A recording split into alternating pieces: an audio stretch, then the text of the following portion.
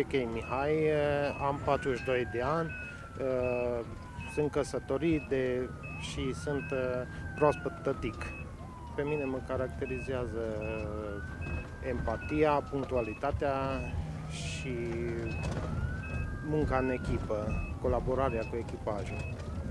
Din copilărie visam să devin în cadrul medical, mai precis să salvez animale la început, pentru care am și urmat un liceu agricol, profil tehnician veterinar, iar ulterior m-am reprofilat și am devenit paramedic SMURD. De când eram copil aveam un unchi care era din Târgu Mureș și de câte ori vinea la noi, începea să povestească chestia de implementare a SMURD-ului, că este o ambulanță, nu știu ce, și mi-a surâs această idee, iar ulterior, în 2005, am fost selectat de către domnul dr. Raed Arafat să fac parte din echipajul SMURD Copșa Mică. Am urmat un curs de prim ajutor calificat la UPU Târgu Mureș, iar din 2007 am devenit subofițer paramedic SMURD Sibiu.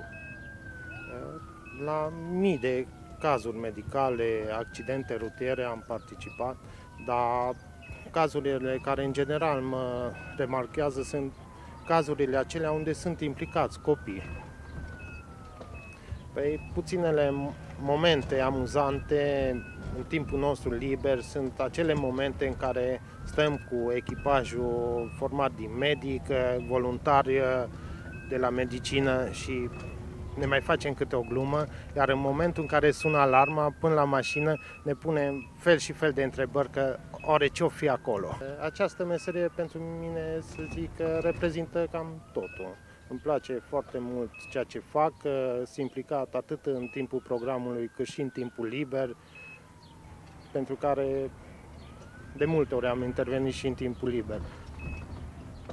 Cel mai frumos moment pot să zic când am aflat că soția este însărcinată cu gemeni și eu, din păcate, eram în izolare, fiindcă am intervenit la primul caz de coronavirus și mi s-a impus momentul de izolare.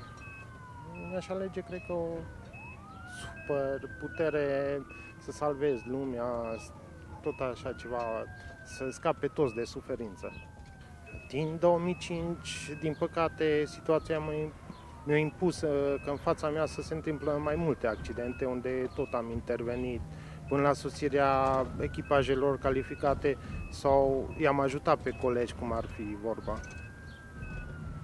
La prima intervenție am intervenit la un motociclist acroșat de mașină și am asigurat, să zic, primul ajutor până la sosirea echipajului de ambulanță, iar la a doua intervenție mă deplasam către domiciliul Copșa Mică, iar pe DN14 a fost un accident rutier cu 7 victime și până la sosirea colegilor le-am acordat prim ajutor, fapt pentru care am fost și răsplătit cu o distincție. În primul rând trebuie să iubească această meserie, trebuie să-și iubească semenii și întotdeauna se pune prioritar munca și după aceea viața personală.